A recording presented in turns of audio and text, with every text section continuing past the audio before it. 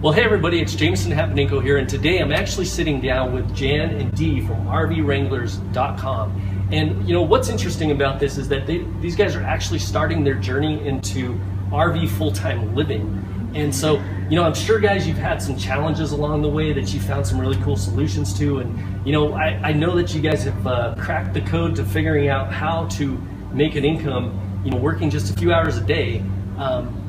And so, you know, a lot of people face that challenge as well. But first off, I really wanted to explore what drove you guys to make the decision to, you know, live this full-time RV lifestyle. Well, Jameson, we have talked for a long time about travel. We really want to do more travel. And not only see America, because there's a lot to see, but we want to go to Canada. We want to tour Canada. We want to go to Europe. And we started thinking about, well, you know, how can we do that? We don't want to stay in a hotel and live out of a suitcase. So eventually what came to us was that we'd like to do it in an RV. And that kind of spawned a whole new vein in our vision, because we knew we needed something big if we were going to live on it. If that was going to be our home, then it really was going to be a home. We didn't need to worry about leaving things behind that we had to be concerned with, the lawn and shoveling snow in the winter, and did the pipes break and all the rest of that. So that really is what started our vision. Well, and another thing too, we have family all over the country. We have 6 children between the 2 of us, and we have 7 grandchildren. Yeah, and 3 of them are babies. So we feel like we just don't get enough time to go and visit. So it'd be nice to have the freedom to be able to travel that much, but we're not really taking vacation because we can work part-time while we're on the road. And I really like the idea too of taking our home with us, not having to get used to a different place every day or every few days. We really have all the comforts of home. So it's really the best of both worlds. Well, part of our vision is to spend more time taking care of our health. And, you know, when you're in stressful situations, you're working more traditional businesses, it's just hard, we found, for us to do that. One final thing in our vision that's important to us is that we both have coaching and mentoring in our backgrounds, and we really love helping people. And we just decided that we wanted to be in a position where we could meet more new people and help them realize their dreams as well. You know, guys, that's really great. You know, that it's so often that you get family that's spread out throughout the whole United States, and you know, you want the chance to be able to go spend some time with them, but in order to get that, you know, that traveling cost and all that stuff, it really, you know, this RV living lifestyle really is kind of a cool solution to that. So, you know, guys, I was really thinking about some of the stuff you were talking about, business and things like that, and I'm sure you've come across a lot of different challenges. Maybe you could share with us, you know, kind of some of the challenges that you've had that maybe, you know, some people out there maybe going through the same thing can really learn from. Well, we've talked to a lot of people, and it seems that there is some commonality, because what we've learned from them is that they all say, well, we wish we could do that. And I think you're right. There's some obstacles or some challenges that we just don't seem to readily face. And one of the first ones was, okay, well, how do we transition from sticks and bricks, you know, the traditional home, to a mobile lifestyle? And it really required some thought process, because if that's one of your major goals in your vision, then you kind of have to break that down. And we didn't want our vision to become an imposition on the family or friends in terms of, you know, traveling all over the place and staying with them. So that even cemented the RV idea a little stronger. Yeah, and we really wanted to be able to still maintain our privacy too. So that way we have our home and we can have our time ourselves if we need that. Also, what to get rid of and what to keep is huge. The older you get, the more stuff you have. And we really needed to decide, what can we totally do without, what do we want to hang on to just in case, and what do we really need to have to take with us, to travel with us. So it's really been a challenge, having gone from such a large house with a 3-car garage and a huge basement to an apartment, and everything's in storage. So we've included some stored pictures just so you can see what we're up against. Well, we wanted to be able to find the right RV. You know, we've never owned an RV. So we're thinking we're going from non-ownership to 40 feet plus. Yeah. And a diesel pusher, that's a step. Oh yeah. And we've done a lot of research. In fact, we just put a video up recently about some of our shopping and some of the thought processes that we've gone through there. And we've probably looked at 10,000 RVs online and done some traditional shopping as well. But just trying to say, okay, there are some things that are important to us from a hobby sense, from a special interest sense, and how do we incorporate that? And how do we find the right layout to make this work for us? So that's been one of the challenges along the way. And there's really a big learning curve too. I mean, our house is going to have wheels on it now. We can take it with us. So there's a big learning curve, and just learning what we'll need, what maybe we can do without, and also being able to keep this RV up and running. So there's a lot of processes there to learn how they work and maintenance, that kind of thing. So it's really going to be a lifestyle change for us. So we felt like there was a huge learning curve. The other thing we had to do is shift our business to a more flexible and portable scenario, so we'd be free to move around and yet make enough income to support ourselves financially and support the junket that we'll be on. Yes. And I had about 5 years ago, I was suffering from some health issues that had progressed, and I really couldn't work a 40-hour-a-week job anymore. So I needed something that was going to be really flexible, and I would be able to set my own work schedule depending on what day it was. So that's been a huge thing too, and I really needed to make something that could afford a substantial income. I needed more than just pin money. So I really needed to find a real solution. And we wanted to align our work style to mesh with our lifestyle, the anticipated lifestyle. We know what our work style is. Yeah. We know what we think we want our lifestyle to be, but making the two of those work together really requires some serious thought. Yeah. And how you accept going forward the business model that you believe will work for that is critically important. Absolutely. And I think so many people too they live their life around their work schedule. We didn't want to have to do that. We wanted to be able to set our priorities, that our lifestyle is the most important thing, and we're just doing the work to support that. So we really wanted an opportunity to be able to do that, to just look at our life differently, set some real priorities. So. Yeah, you search around online, I know we kind of did when we first started going, and you see, people on YouTube, or you see people, that have a blog, and you kind of start looking into everything they're doing, and you start thinking about, man, these guys are doing a lot of work. Mm-hmm. And it's almost like you get out on the road to enjoy your freedom, mm-hmm. with all the things you guys have mentioned, but then you kind of, if you're not careful, it can kind of get back to where you're tied down again to either one location, or to, you may be in a really cool place, but you can't. We met a lot of people on the road when my wife and I did it, that the husband would be working all day long because he'd be like a remote worker or something, like internet business type things, like a programmer or something like that, where you have to be online during business hours.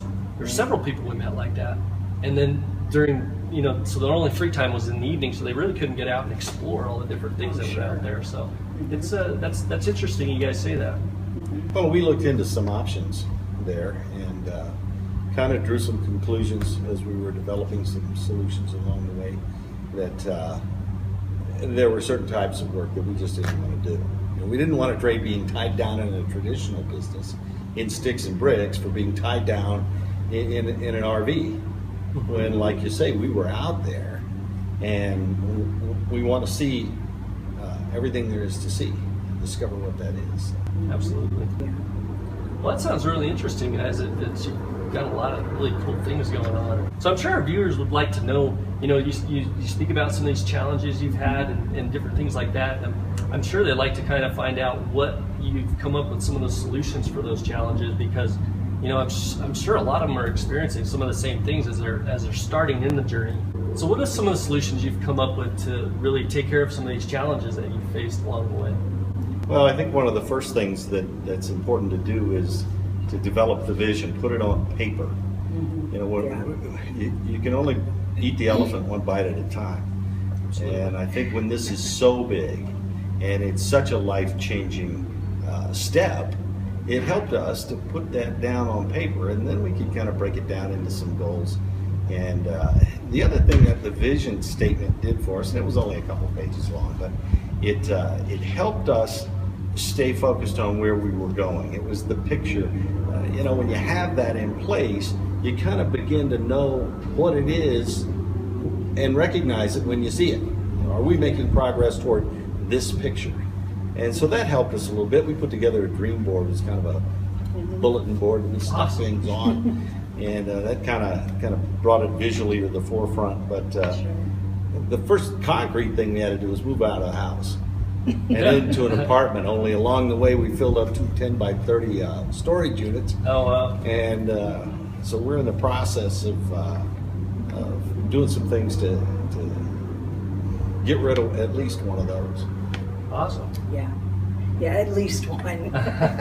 Yeah, we're doing some major downsizing, and that, you know, our process may change as we go on, but what we're doing right now is we're donating, we're putting things in Craigslist, there are several stores around us where you can rent space and sell your things, and you give them a percentage of, like a consignment kind of thing. So we're just constantly trying to, you know, stuff that pipeline with more stuff that we're trying to get rid of. And that's just, you know, like Dee said, it's, you just eat the elephant one bite at a time.